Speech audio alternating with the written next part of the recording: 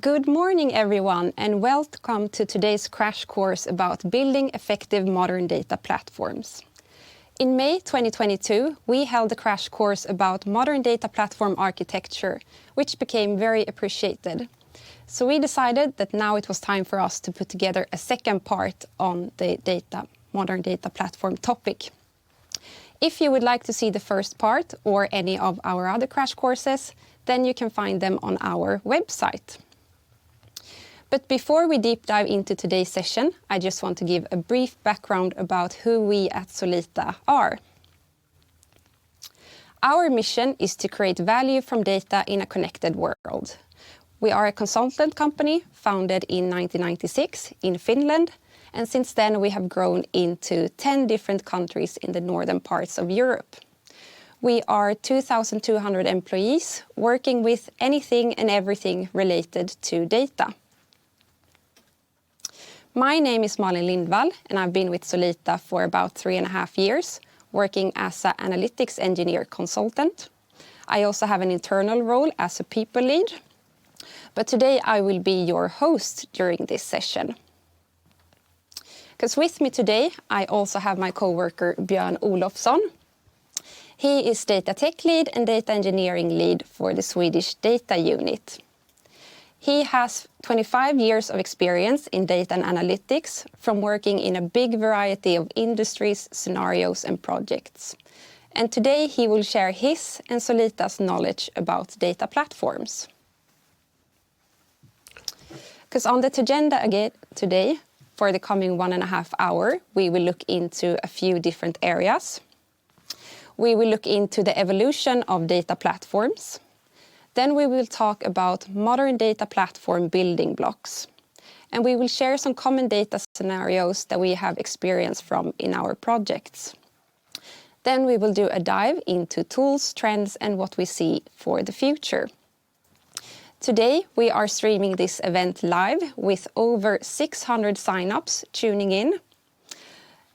With that said, if you have any questions, please put them in the chat and we will get back to them in the end of this session, where we have some time reserved for questions. But to start off, why do you even need a data platform? Most companies today have some sort of data platform. But the question is, are you maximizing the value out of your data, or are you just collecting it? How do you get the full worth out of your data platform investment? If you are a CIO, head of analytics, or a data leader, this session will provide you with the knowledge you need to know to understand what's going on under the hood. It's the key to make informed decisions, align expectations, and driving successful data and AI initiatives. Because with the help from your data platform, you can break down silos to create a single source of truth from all your data. You can turn data into fast and actionable insights, and you can handle growing data needs by scaling and automating your solution. But in order to achieve this, what should we think of when it comes to our data platform? This Björn will walk us through today. Thank you. Good morning. So let's first have a look at what the modern data platform looks like. So when we talk about data platforms, this is usually the architecture we talk about. These are built up by different components. We start with some business data sources that we want to ingest into the data platform to be analyzed. We start with multiple variety of sources. We might have core business systems, IoT sensor devices, or external data in different cloud applications. The data is ingested in multiple ways, either through data streams or batch ETL jobs, or it might be a real-time APIs in the cloud that we are pulling data from with a certain schedule. The data is then moved into storage, where it's usually both structured and unstructured storage. We do something with the data. We do some data management on top of it. It might be enrichment or transformation, KPI calculations, or data quality checks. And then also we run our machine learning and artificial intelligence models on top of it to do something. And then we want to get the data out from the data platform. And that this also might be some database publish for reporting needs, or there might be a data stream that goes back to source system, or we want to expose the data in a outgoing API, for instance. And we have some interaction, and this might be everything from BI reporting, planning, forecasting, and also advanced analytics, AI, and Gen AI.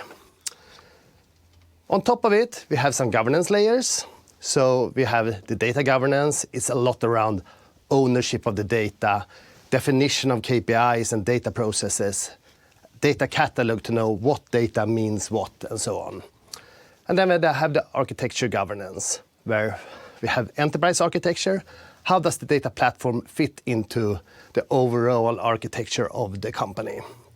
And something that I think is very interesting, data service management. So we like to treat our data assets as services. And services has some requirement. It might be security requirement or freshness requirement or latency requirements. So when we are designing these data assets, we know that this requirement may change over time. So we should never build something, even though someone says, oh, we only need this updated like once every day. That's the requirement for now. But in a year or two, that might change and you want it every 5 minutes or in semi-real time or something. So we should architect the platform to be able to change these requirements over time. And then in the bottom, we have like processes for development and operations, CI/CD, optimization, orchestration, and we have the cloud governance that is infrastructure management and also logging and monitoring. And logging and monitoring, it's everything from SLA fulfillment to trends in load times and so on, but also in cost to see that the cost is not going somewhere where it shouldn't. So this is what we call the Solita Data Platform Reference Architecture. And it's good to see all these boxes as components. So this might be filled with different components, or there might be one component that reach over many of these boxes. But build the architecture as loosely coupled as possible. So if you have, for instance, a batch integration tool that you want to exchange for some other, that should be easy to be done without need to rebuild the complete architecture. Okay, so let's set up our data platform. And we have divided this into a couple of key building blocks. So first of all, let's look at cloud strategy and cloud vendor. So cloud strategy, it's around designing and choosing the cloud strategy for your analytical platform. And this might be an on-prem solution where you have complete control over everything, infrastructure, security, and so on. Or it might be a data platform in the public cloud. There might also be a hybrid solution of these that you have both on-prem and public cloud. You get the benefits of the public cloud, which is like the flexibility and scalability and also access to cutting-edge tools. But the security and confinement on the on-prem solution. Or you might have a multi-cloud strategy to have like both, say, Google Cloud and Microsoft, to be able to not be like vendor locked in. You can build a platform that are cloud agnostic. You can move between clouds and so on. Then there are also many companies that are multi-cloud, not by choice, but by their ERP system or CRM system are running on certain clouds. So it might be that you have multiple clouds, but not by strategy. So let's have a look at cloud vendors then. And this is something that happens quite a lot. Our clients ask us, what cloud should I run my analytical platform in? And we'd say, first of all, it's around ecosystem fit. If you have a cloud strategy, you have like a Microsoft strategy or an AWS strategy, use that for the the analytical platform. But there might also be things around analytical features and capabilities. So if you want to run your analytical platform in the cloud with cloud-native tools, then there are different setups between AWS, Microsoft, and Google Cloud. So that's something that needs to be evaluated as well.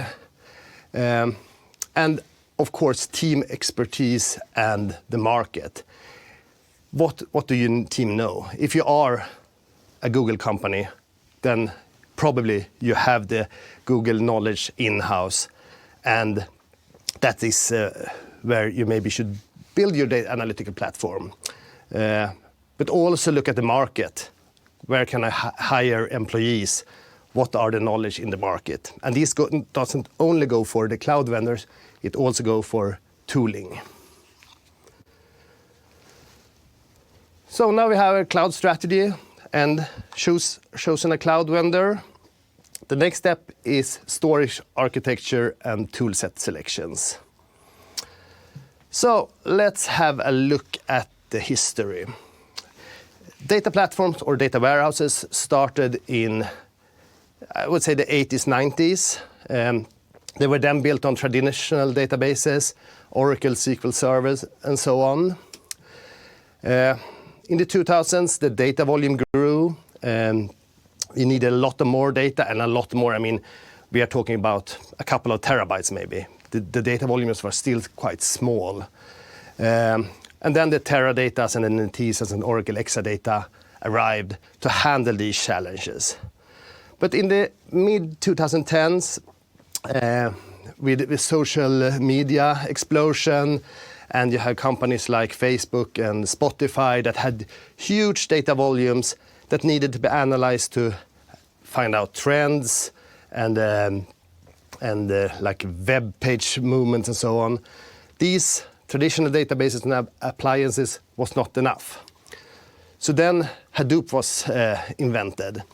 And Hadoop, I mean, is mainly a file storage in how to store data in a cheap way, not high performance, but you can store huge data volumes to cost effective. But these data Hadoop installations became too slow and too narrow, and later developed into what we see today as data lakes, where Databricks was one of the forerunners with Apache Spark.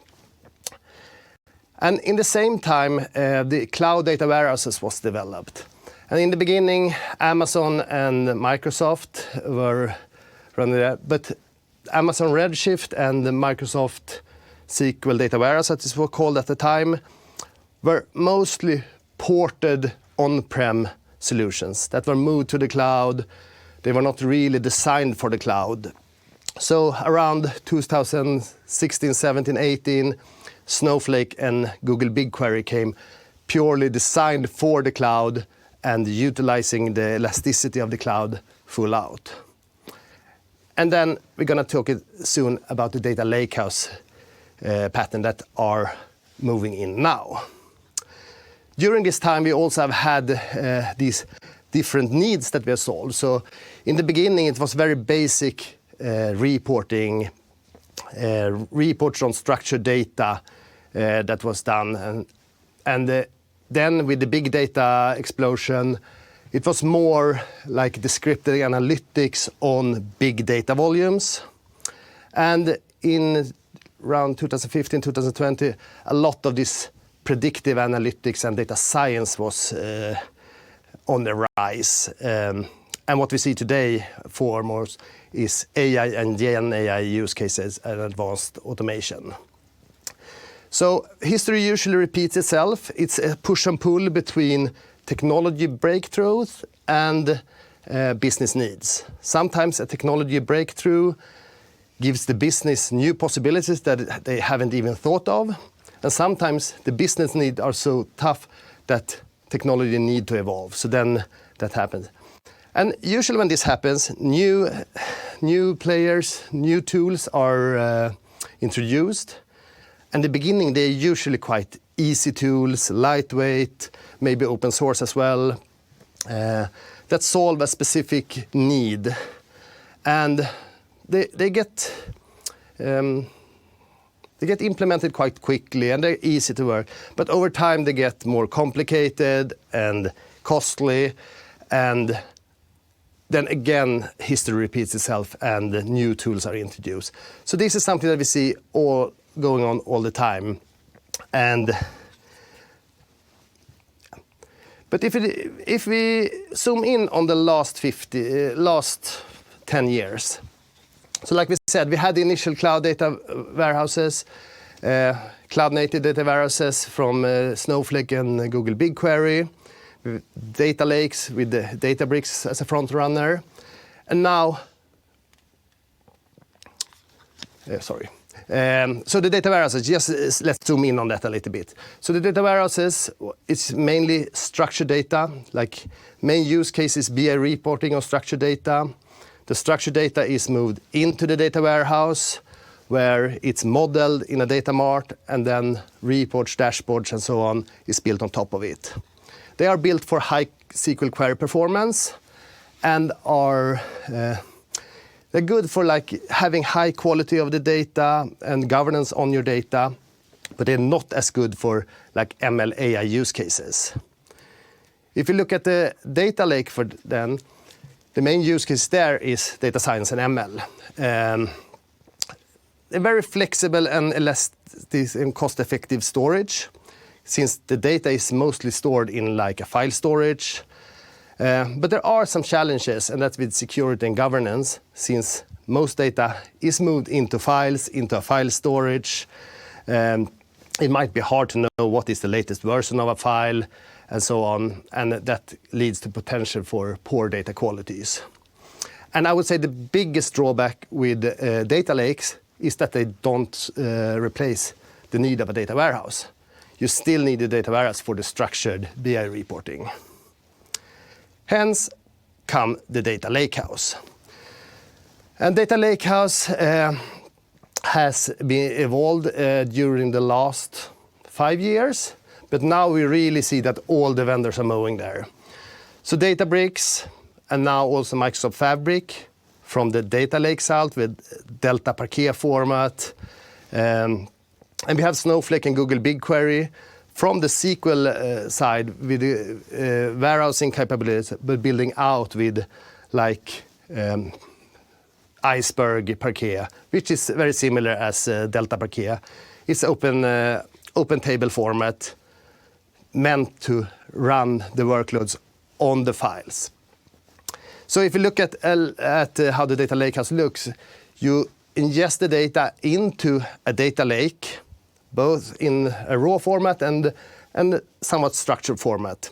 And then on top of that, you have like a metadata layer with governance and management, and then you can run different workloads towards this data, either SQL engines or Python engines or other engines.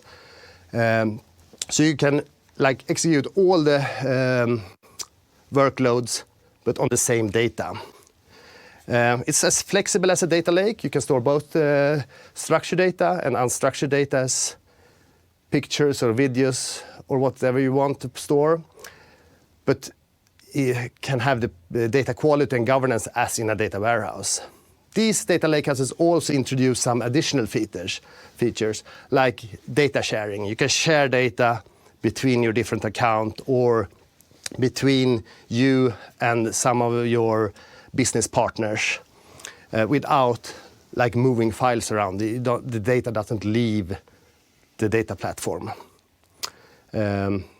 Also, most of these lakehouse solutions have AI-generated data catalogs and AI-generated documentation. They also have built-in LLM support and AI features that you, of course, can build onto, but there are core functionalities that you can use. If you put them side by side, here we have the differences between the data lakehouse and the other paradigms. So in the bottom layer, you have both structured and unstructured data in a unified storage with metadata on top of it that covers all the use cases. So that's storage architecture and toolset. I will get back to toolset, but that's around that layer. The last layer here is data modeling and governance best practices. So just choosing the right architecture, right tool doesn't solve the data puzzle. You need to structure the data. So this is a typical medallion architecture. It's here we call it bronze, silver, gold, but it might be called raw base analytics or differently. But the important thing is you have the bronze layer or the raw layer where you ingest the data, very similar as it is in the source systems. Then you have the silver layer that is what I believe the most important layer. This is the one source of the true. Here, the common business logic is implemented, the data is filtered, cleaned, and augmented. And then you have the gold layer, which is business level aggregate. So here you might have your different use cases for different domain in the business or whatever you need. But and this might also be specific for different end user tools, for instance. So if you have some reporting tools that want the data in some special way, you do that in the gold layer. The important thing here is that data quality is improved from bronze to silver to gold for your business use cases. And when you have structured the data in these different layers, you need to model the data. And in the recent years, some voices have claimed that data modeling is not longer relevant or that data modeling is dead. And I would say it's not. It's definitely not dead. It's instead a very crucial element for building these efficient data platforms. The reason why you need data modeling, for instance, simplify the data for the end users. Have clear definitions, ensure data quality, and so on, and make the data accessible so that everyone knows what they actually are accessing. The next step is building a fundamental for governance and lineage. So if you don't have the data model, you don't really know what is where and so on, you can't really govern the data. And you can't create like lineage and so on if your data has not a good model structure. Third one is performance. And when data modeling was invented, it was mainly for optimizing storage, because then storage was expensive and compute was quite cheap, and now it's the other way around. Storage is really cheap, but compute might be expensive if you need to run very complex queries on it. So optimizing performance is one of the reasons for data modeling, and with optimizing performance is optimizing cost. And last but not least, enable trustworthy data for AI use cases. So I mean, if you are doing AI use cases, you need to be able to trust your data. Because if you can't trust the data that you use, you can't trust the output from the AI use case. So it becomes more and more relevant now in the AI age than ever. So, is this it? And I would say, in a perfect world, it is. Just choose your tools and follow best practices, and you're done. So let's have a look at tools.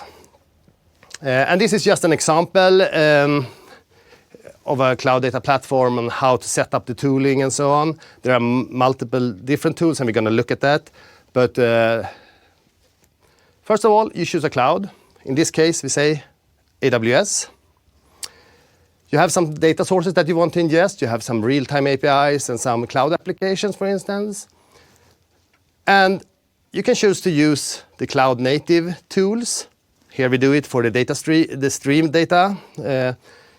Pull the real-time APIs through Lambda and then add it to a queue in AWS. Or we can use a third-party batch tool like Fivetran to ingest the data from the batch data sources. Usually, we land the data in some kind of file storage in the cloud before we ingest it into a data warehouse. And that might be Snowflake or Databricks. And we model the data through this medallion architecture, bronze, silver, gold, through a tool like dbt, for instance. And then we run some reporting on top of it. You can use Tableau or Power BI to build some business reports. And then for our data science and AI use cases, usually we use some Python-based tools to build this. So this is a simple data platform. And for a small company, that might be enough. But the question is here, how to choose the tools. And if you look at the tool landscape, it's huge. This is actually a mapping done by Matt Turk. He and his team are doing this every year. They call it the ML, AI, and data landscape. So they map all the vendors and all the tools that are relevant for this space. And even if we zoom into the top left corner, where we have the most relevant tools for our analytical data platforms, it's a lot. It's so many tools here. So how to navigate this then? And I would say, evaluate a tool that covers your current and future use cases. And of course, future use cases might be hard to see, but you have to look in the near future. What do you see now? Because I mean, in 10 years, the tooling is going to have changed as well. So look at the current use cases and future use cases. You don't need something that can do everything if that's not in your view. You just need the tools that are correct for your use case. One important thing, choose evolving technologies with a living community. So it's important that these are technologies actually are developed and researched and growing, and that there is a living community around them, and also a local workforce. Can you hire people that know these tools? Makes your life a lot easier. Then of course cost. I mean, cost is always important, but there is also this, that some of these tools are really, really good at what they do, but they are very narrow. It's a very small use case. Maybe it's a small tool to do like a security monitoring or whatever, and they have a huge cost that are not really fit for the European market. I mean, in the US, there are companies that are so much bigger, and a tool that costs a couple of €100,000 in starting cost is not a big deal. But in the European market, we need to think a little bit more. And these tools may be very good at what they do, but they are too big for the market. Maybe your use case fit to that, but not for everyone. So if you look at the tool landscape in Northern Europe, and this is what we see, and this is what we see our clients choose if they're starting a new platform project today. This is not an exclusive list. There are some tools missing here, but I would say this is the main tools that we see in the market at the moment. So with the cloud vendors, we have the 3 big hyperscalers. And on the data platform side, we have Snowflake, Databricks, Microsoft Fabric, and Google BigQuery. And in this case, for instance, if you choose an Azure cloud, then you have Fabric, Snowflake, and Databricks to choose from. And in the same, if you have a Google cloud, then you have Google, Snowflake, or Databricks. There are other platforms as well, but these are the biggest.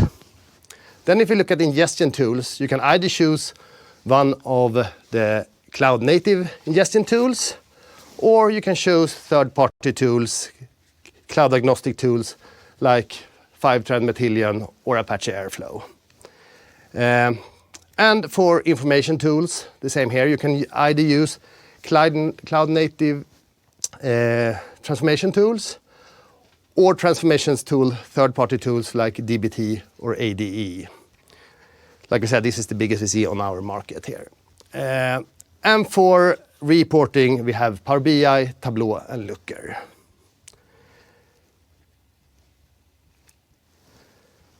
And just to add, for instance, I mean, this is not the only tools you use. So say, for instance, you're setting up a Microsoft Fabric architecture.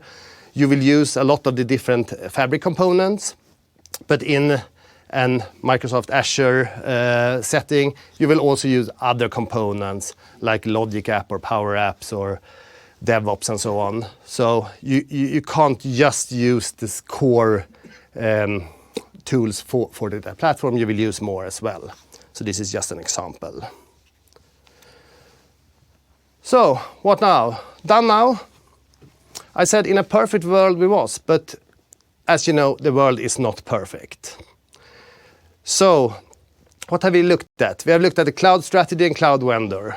We have looked at storage architecture and tool sets, and data modeling and governance best practice. But the thing is, I mean, like I said, in a perfect world, this would be it. But every company has its own history. So, and that is something that we need to consider. And every company start out from different realities. So, for instance, it might be a legacy migration. You have a data platform on-prem, or you have multiple data platforms on-prem that you need to migrate to one cloud data platform. Or on the other side of the spectrum, you're establishing your first data platform. Say you are a cloud-born scale-up and you have not had any real data platform and you need to start up. These two companies have different angle of starting up. And then when you have done this, you have built your perfect data platform, everyone is happy, everything is fun, what happens then? Yeah, then you have like a merger or an acquisition where you suddenly have multiple data platforms again that you need to integrate or migrate. So let's deep dive into these different cases. Let's start up with legacy migrations.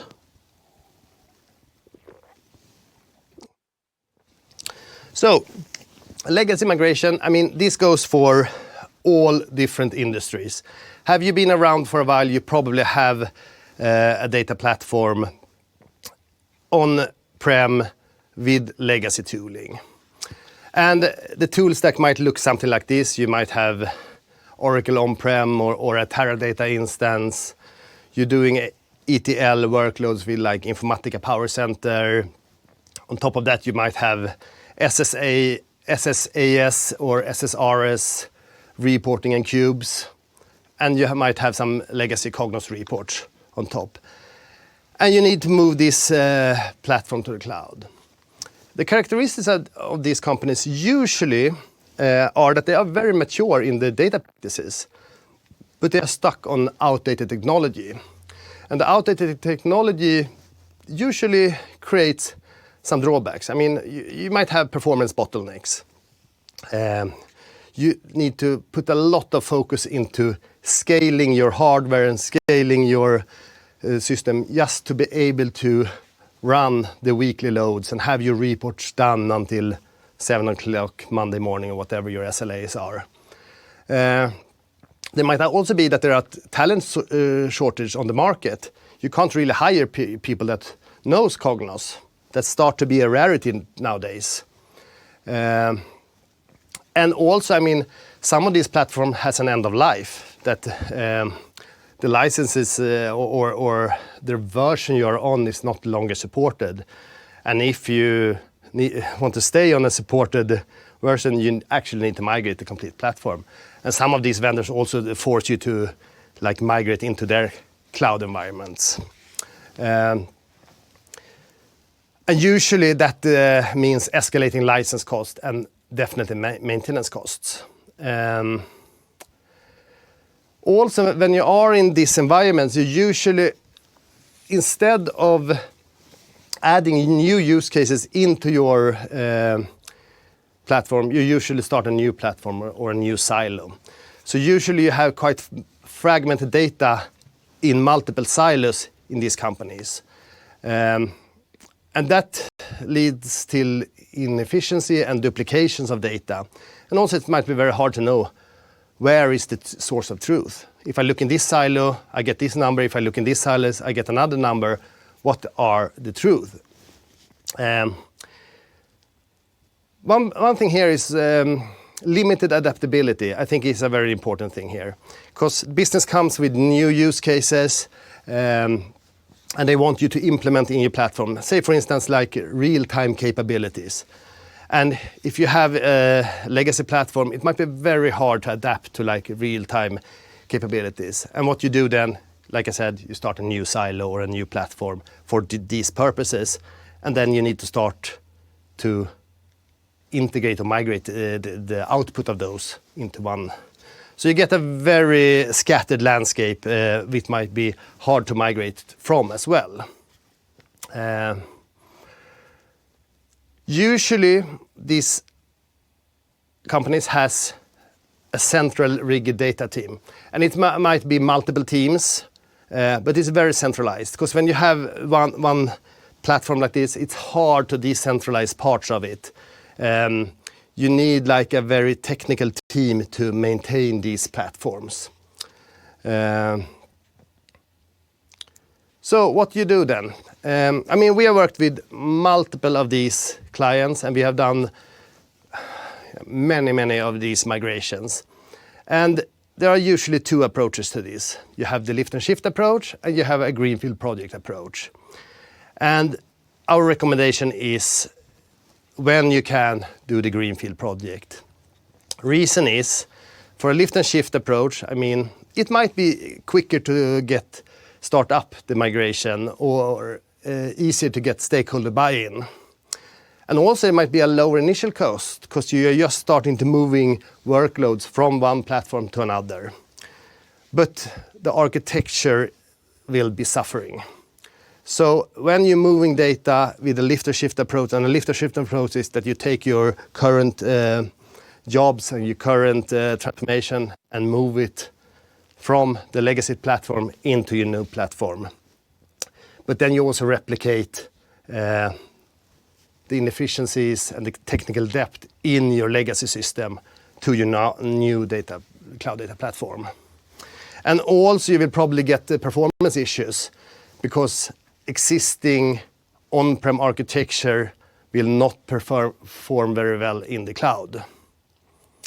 On the other hand, like a greenfield project, I mean, it's usually quite a big project. So there is definitely a risk for a scope creep. There's a lot to take into consideration when starting a greenfield project. But we believe there is a long-term cost efficiency in doing this. And definitely you get a modernization of the platform. You get rid of all the technical depth. You optimize the architecture for the cloud, and you can easily onboard new use cases and new technologies. So if we look at these legacy migrations, our recommendation, like I said, is strongly greenfield project. Usually our clients come into this process with the mindset of lift and shift, and they say, we want to take all this platform, move it to the cloud, and be done with it. And usually that doesn't work. For small companies, it might do. If you have a very small data platform with not that big data volumes, then it might work with a lift and shift. You won't get rid of the technical depth, and you won't be as performant for the cloud, but it might be that it's good enough. But for very large migrations, I would say there is also the hybrid approach. So what we usually say then, use a greenfield project for the key workloads and lift and shift for non-critical system workload. And that may be something that need to be kept for legacy reasons or regulatory reasons and so on that you just need to store, then move it over.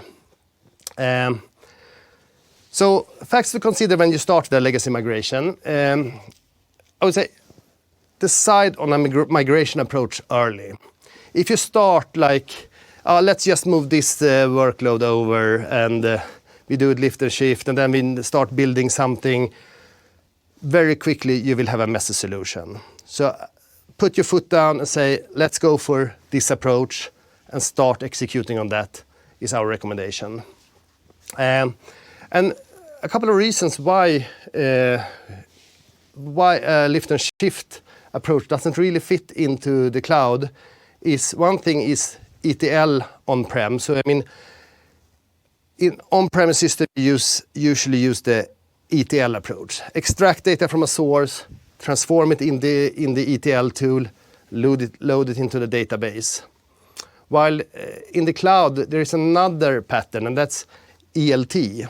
Extract the data from sources, load it into the database as it looks in the source pretty much, and then execute the transformation within the data platform. Utilize the power of the data platform.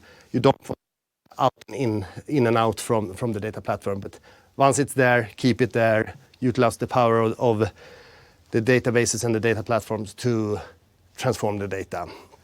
And also, I mean, some traditional modeling techniques are not optimal for cloud architecture. I mean, in cloud, like I said, you want to load the data from the source as it is. You don't really care in what order, if the dimensions come before the fact tables or vice versa. You want to have some kind of late binding on that, while in an ETL old platform, you might be that, I throw out this fact row because all our dimension data is not here and we can't really locate it. So there's another different pattern in how you implement data in the cloud data platforms. Then another thing to think of is OpEx versus CapEx. And I think this is interesting because there is quite a lot of companies that don't think about this in the beginning. But it's important to know that when, instead of investing in servers and licenses that reach over 3 years and so on, that you write off as a capital expenditure, you actually, when you move to cloud and you get this monthly bill with your capacity that you have used, it ends up on the OpEx rows instead. And it's not a big deal. I mean, it's the same amount, but it's something to think about later. And last of all, I usually say when we talk about legacy migrations, think about what is your motivation of going to cloud. Why are you doing this migration?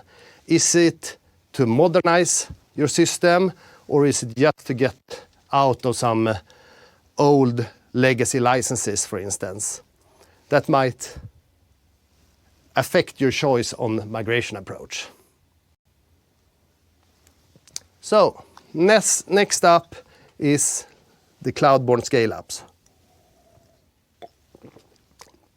Like I said, it might be your first data platform. A cloud-born scale-up is just an example. We have worked with multiple different cloud-born scale-ups. And I would say this is a pattern that we see at most of these companies. And the characteristics here is that they are born with some kind of Excel or spreadsheet as their data backbone. So when the company grows, in the beginning you just use Excel and you end up in what is known as Excel hell. You are moving Excel sheets around, you are emailing them, you have multiple versions of them, and you realize you need a better way to actually track and report your data. So what we see here is, in many cases, the first attempt on building a data platform is usually letting the product team or the back-end developers do it. And they usually do it with the tooling that they know. So they might be programmers, it might be Java or Python or whatever, but they don't really have the knowledge of data management. So they do a first stab and build this, what they call the analytical platform. But the thing is, usually it's more a reporting tool of the Now solution. I will get back to that. So usually what happens in this company, they have quite a high maturity in their business, in their digital services, but very low maturity in analytics. And what that makes is you get a very scattered and fragmented data. Usually, I mean, every part of the company has their own tooling, but they're not really connected to each other. So it becomes isolated silos with these different data sets. And it might be very hard to connect them. There is also generally a lack of historical data. So no one has really thought of how the data trail look like. You look at the Now solution. I mean, I've seen this at multiple scale-ups where you, for instance, you change payment system. So over time, you have changed payment system multiple times.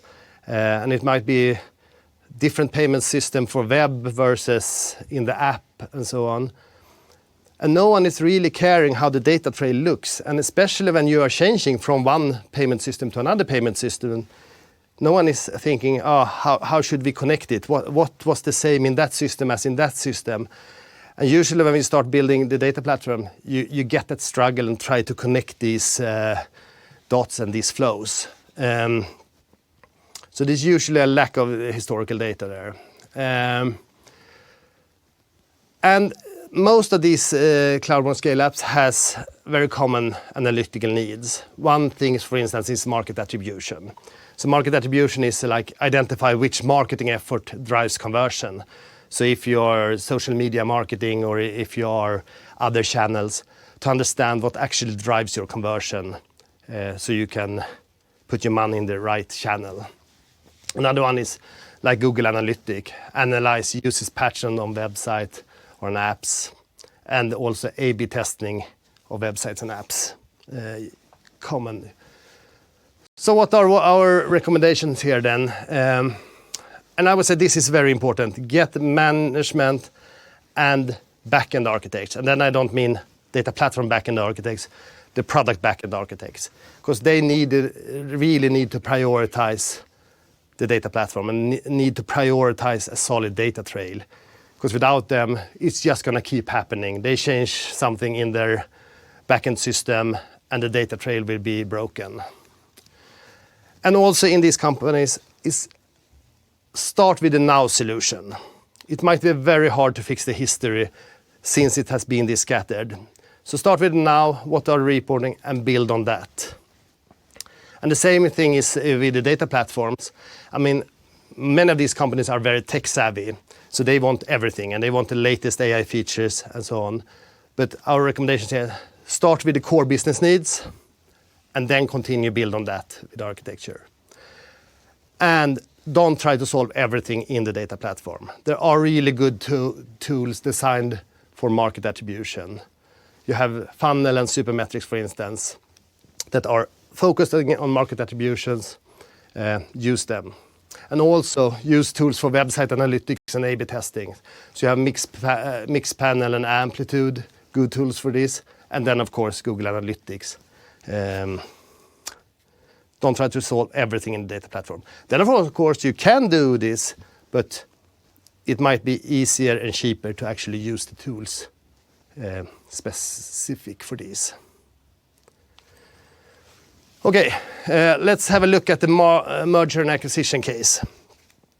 So, like I said, you have your perfect data platform, or you have two perfect data platforms, and then a merger or acquisition happens. And I would say, I mean, most companies that we work with, this happens sometimes. I mean, it might have happened in the history, or it will happen in the future. But you have the same challenge to solve. And when you do an acquisition, for instance, you have your data platform in one of the companies, and you purchase another company which have another data platform. And it might be a completely different architecture or completely different tooling. There might also be like different data maturity. In one company you have very high governance level and high data quality in the data platform. But in the other one, it's not that strict. And when you start integrating these, you get problems.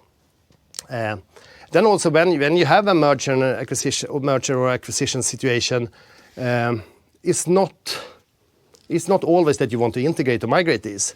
It might be that you like have an acquisition strategy and you are acquiring company after company after company, and you don't really want to migrate them into the platform, but you want to like integrate them.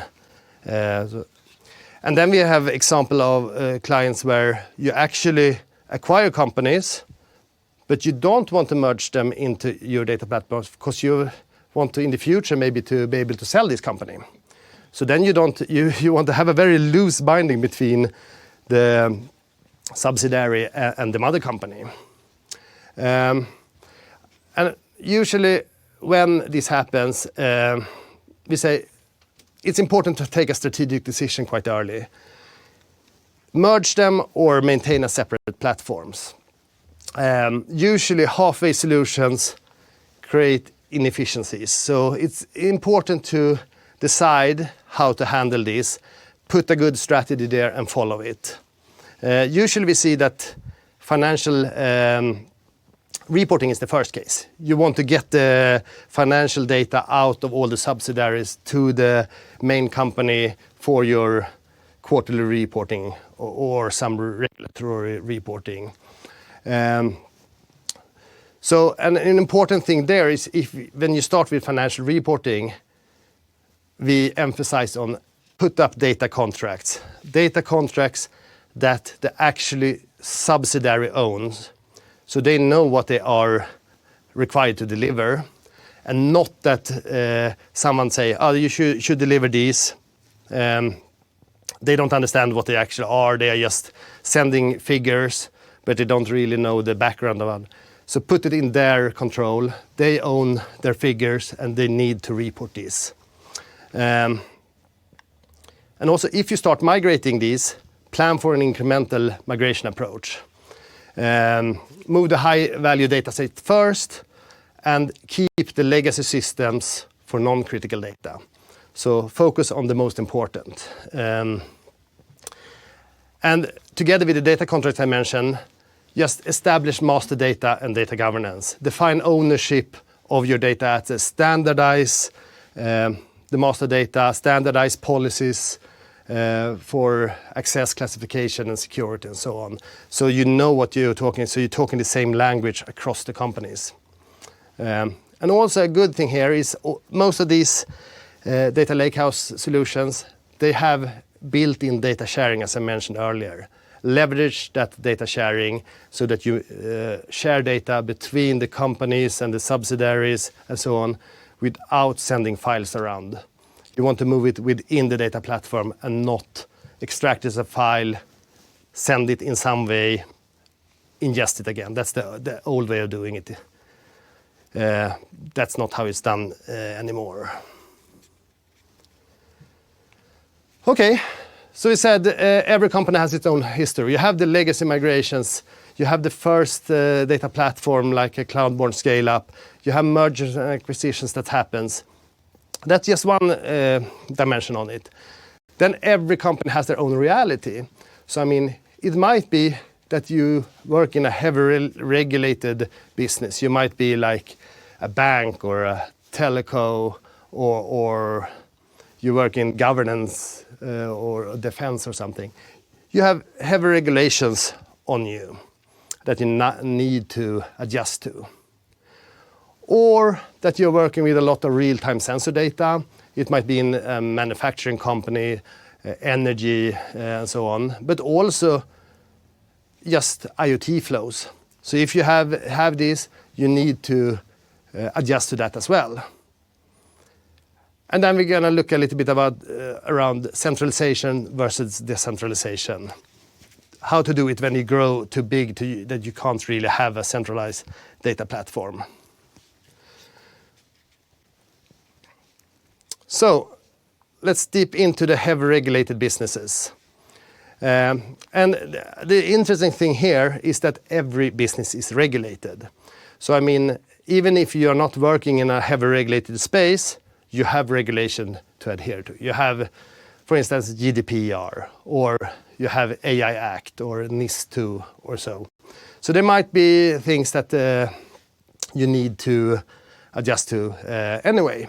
And definitely GDPR, everyone need to. So every business have their strict industry-specific regulations. There might be data retention policies on how long you are allowed to store certain data and so on. There might be security and privacy regulations, like that you need to have like end-to-end protection all the way, or you need to have a zero trust architecture where, like for instance, a developer is not allowed to see anything more than he actually should see at that moment. So you always need to have policies in place to know what the developer or a user are allowed to see at that moment. It might be that you need to have data masking and anonymization. The same goes there as the zero trust. A developer might not be allowed to see social security number, or probably most users are not allowed to see social security number at your customers. But maybe you need that for some other regulatory reporting or something.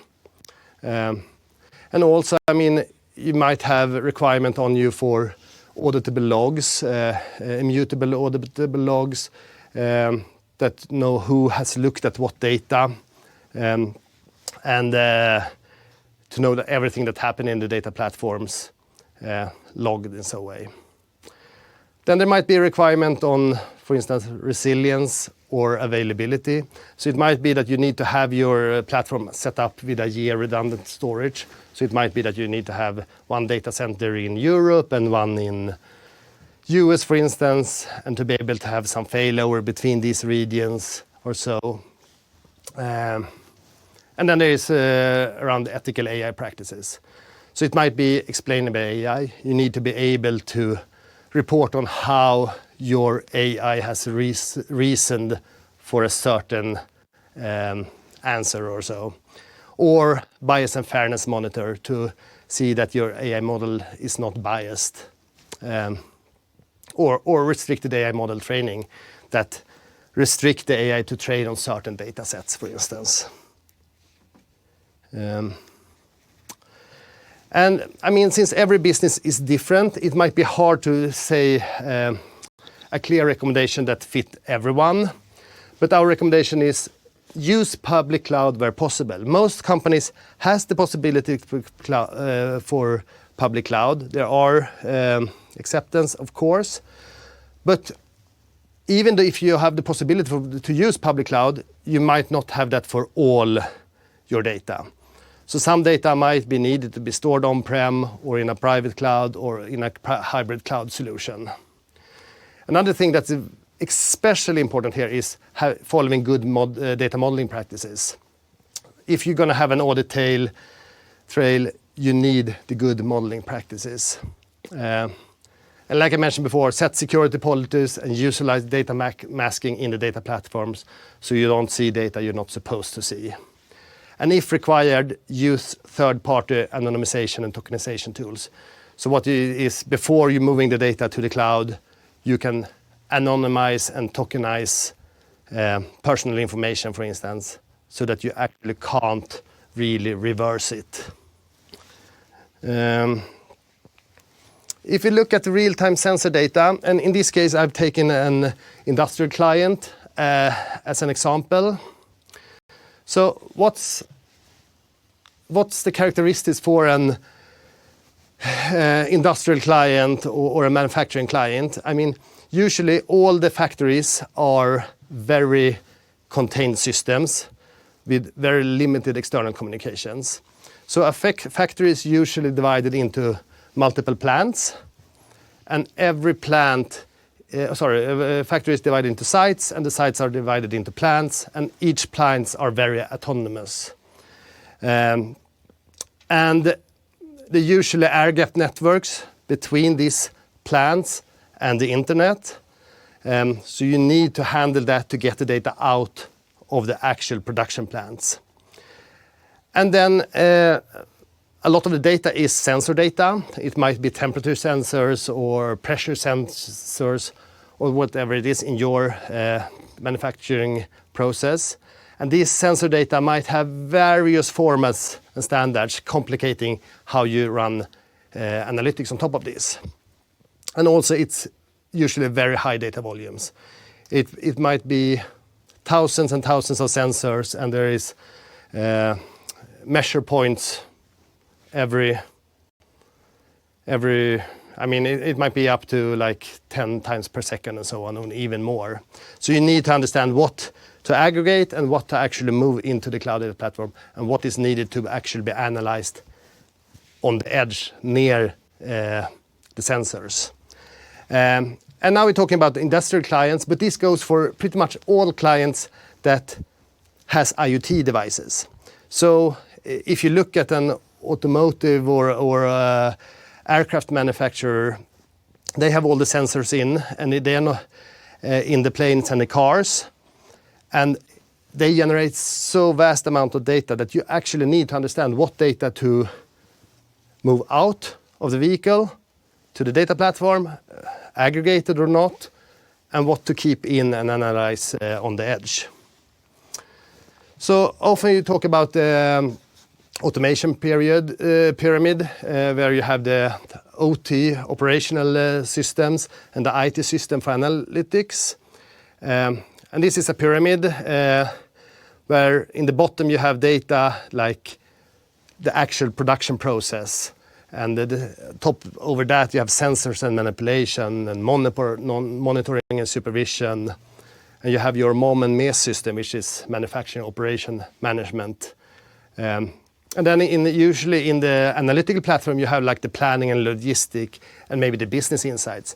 But somewhere here you need to move the data from the OT to the IT. And there are tools and methods of doing this.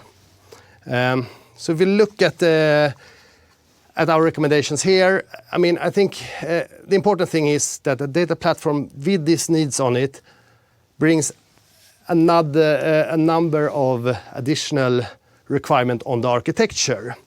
So for instance, you need to have edge analytics. So you need to have some kind of analytic tools on the edge, doing the analytics in real time before aggregating data and sending it to the cloud. Also in the cloud platform, you need to have some kind of real-time stream processing. It will be a crucial part of the architecture because you will have, I mean, maybe we're not talking about the sub-second alarms that will shut down the factory and so on, but you will have abnormality detection and things like that you need to do. And you will run machine learning models on top of this streaming data to be able to take quick decisions if something needs to be fixed or so on. What we say is use edge computing tools to get the data from the cloud. The cloud vendors have their tools. Microsoft have the integration runtime tool, and then there are third-party tools like Crosser that are specified to do just this, move the data from the edge to the cloud. And also to get the data in a form that you can handle, unify namespace, decide on contracts and how the data should be moved from the sensors to the cloud, and that will make it much easier to analyze the data. So you don't try to fix that up in the data platform. Push it down into the producing systems. So let's have a quick look at centralized versus decentralized data platforms. So usually, a smaller organization, a central data team works great. But when the platform grows, problems arise. So I mean, it might be that you have very long time to market, or the more business domains you connect to the data platform, the more difficult it is to keep track of what it means. So I mean, what are the definition of a measure or an attribute or whatever? And if the people working in the business intelligence analytics team are unsure what data means, then the data going to have a poor quality. And also, I mean, it's hard to keep up with the latest innovations, and especially now when we talk AI and Gen AI, if you have a centralized data team with the purpose of maintaining the data platform, adding all these new use cases, and also do the experimentation and trying out new technologies. So we need to scale the organization. And if you want to create agility in data usage, there is a way to scale the organization out to the different domains. So you put the data ownership in the different domains. And when you give the responsibility and accountability of the data to the ones that actually produce the data and use the data, you get great benefits. And also, I mean, the subject matter expertise are in the domains. So it takes off the cognitive load of the central data team. They can focus on the data platform or on the technology and those things. And this will bring better data quality and faster decision making. But I think the important thing here is to say that decentralization is not a silver bullet. All the things we have discussed earlier now still matters. You still need to do these architectural decisions. You still need to set up all this governance and so on. But when you do the decentralization, you also get more, because you need to have the like a central data governance for all the different teams and so on. So the architecture will get even more, not complicated, but yeah. So both centralization and decentralization approaches has pros and cons. And some risks with the decentralized approach is, I mean, you have a risk of getting silo data. If you move the data in the domains, and the domains are not sharing the data and so on, you have a risk that the data stays in the domains in a silo. And also, depending on the size of the organization, it might be that you have a lack of technical knowledge in the domains. They are focusing on the data, but the technology suffers instead. And if you're missing a centralized data governance or centralized master data or say centralized data catalog, you will have problems with this. This is a huge topic. I will just touch on it very lightly, because this would be a crash course on its own. And in matter of fact, we have one, or in matter of fact, we have two crash courses. So we have one crash course around data mesh, and we have a crash course around data products that was just before Christmas. So we'll send out the links for those crash courses for a more deep dive into data mesh and data products. So what now? Now you know everything, right? No, but we have gone through like the cloud strategy. Where should you run your analytical data platform? What architecture and tools should you choose? And not how you should model the data, but that you should model the data. It's important to have the data model, to have the governance, to have the lineage and so on. We have also looked a little bit on the reality, the history. Where does the companies come from? Is it a legacy migration, or is it the first data platform? Or if you are a case where you have had a merger or an acquisition and you need to migrate multiple data platforms. And then also looked at some of these reality cases. And this is just examples. I mean, heavy regulations, real-time data, centralized versus decentralized are some examples. It might be another reality you live in. It might be that you have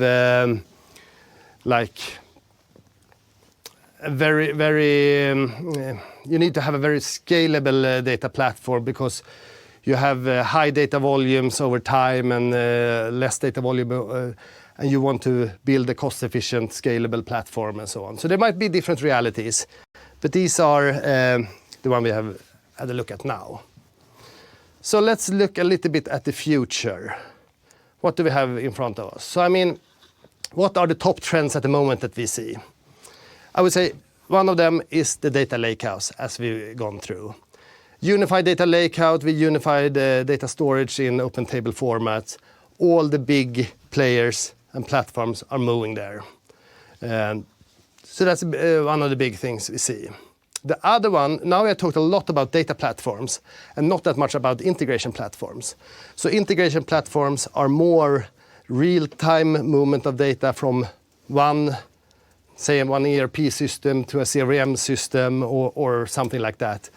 And when we have seen data platforms moving more and more towards real-time or near real-time, it gets more and more integration and blurring with the integration platforms.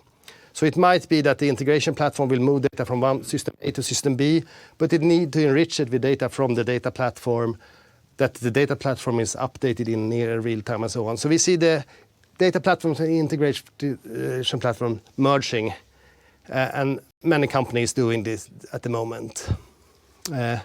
Another thing we see is AI-powered platform and tools. So most of the vendors on the market are embedding AI in their toolings.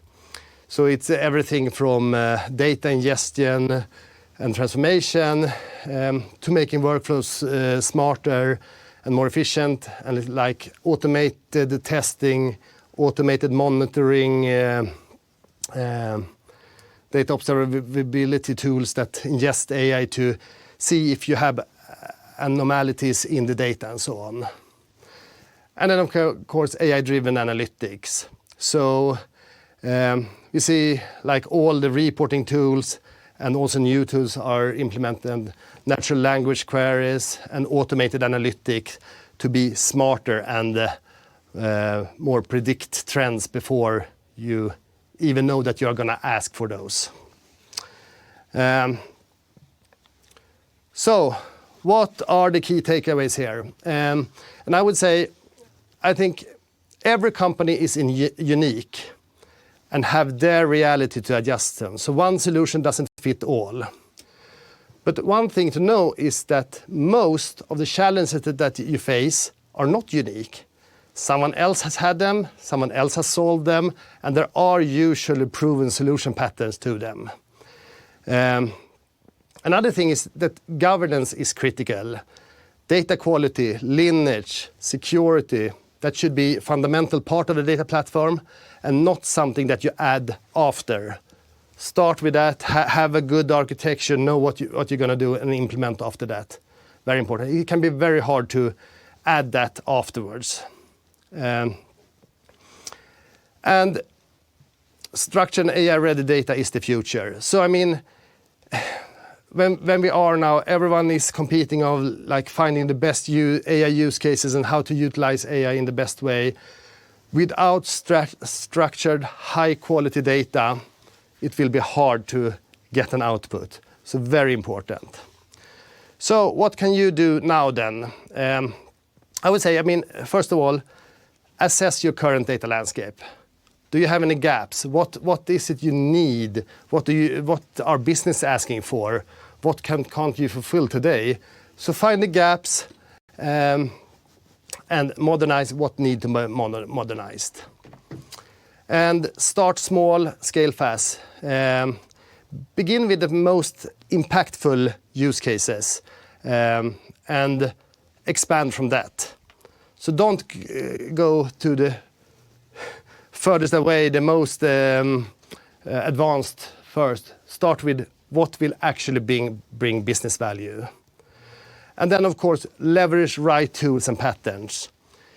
Future-proof your platform by choosing technologies with strong communities that are developed, that are supported, and use partners that has done this before.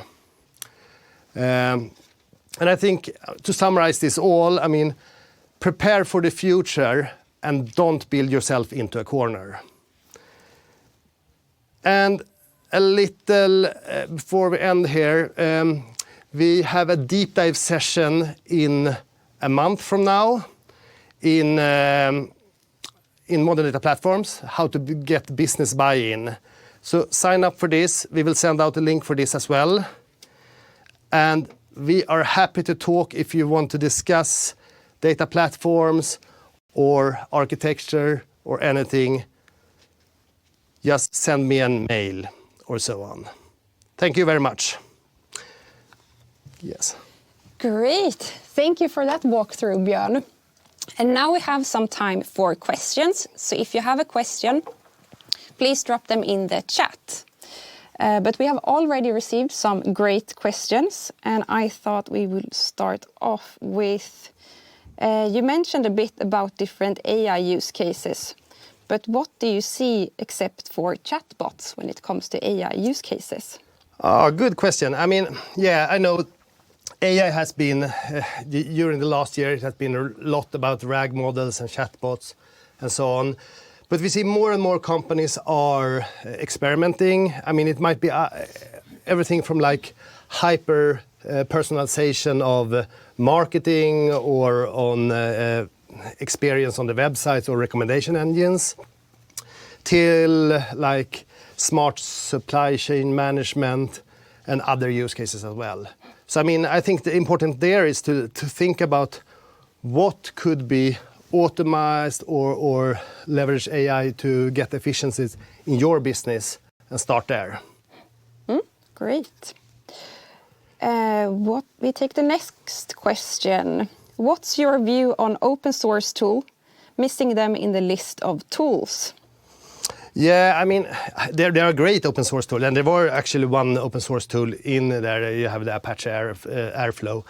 And I mean, there are great tools like Kafka and so on.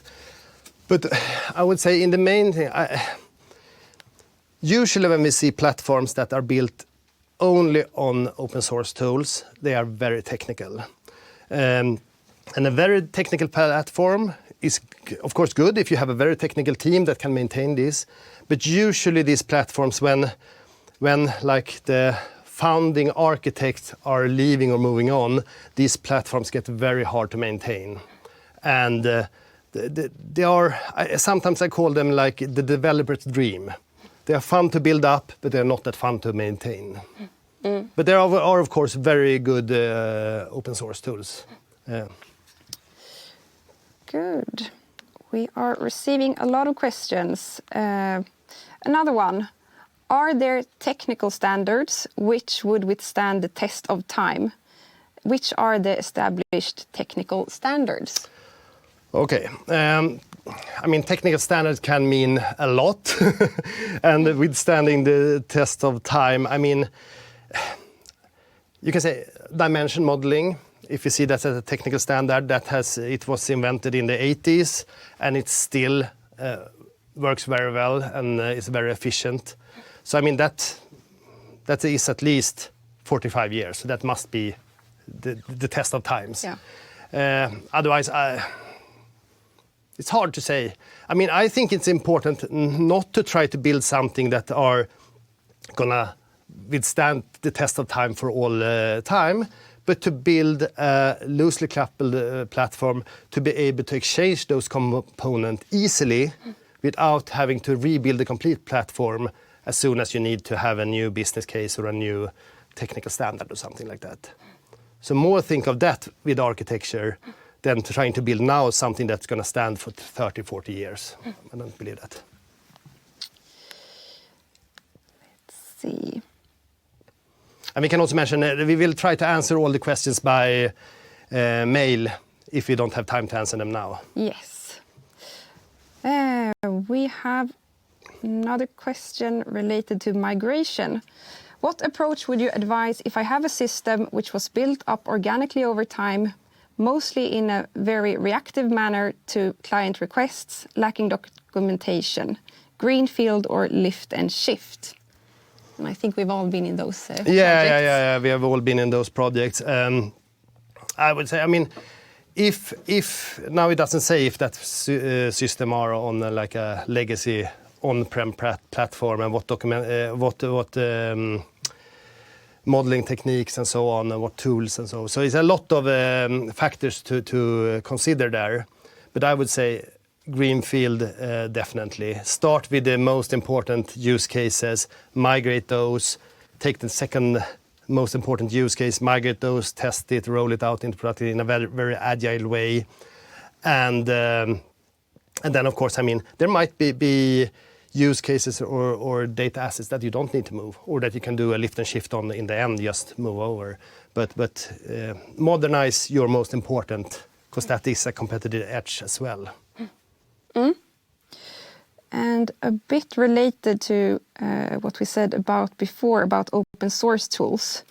What if there is no motivation for a cloud platform? Are there possibilities on-premise, mainly related to open source tools? Good question, really good question. And this is actually a part that I didn't mention. Because I mean, you have like the private cloud part, which I haven't really gone into. So of course you can have a private cloud, and there is private cloud vendors that you can have, but you can also create your own private cloud on-prem with open source tools. So usually you do it with like Kubernetes, OpenShift, and tools like that. So you build your own simulated cloud on-prem. You can do that definitely. But then you need to understand that you need to maintain that over time as well. Yeah. Another question related to AI. In the rise of AI, do you think it will be possible for some of the critical fields to host in their house solution? Or will it be easier to move to cloud and then add more security layers? I'm not sure I understood the question.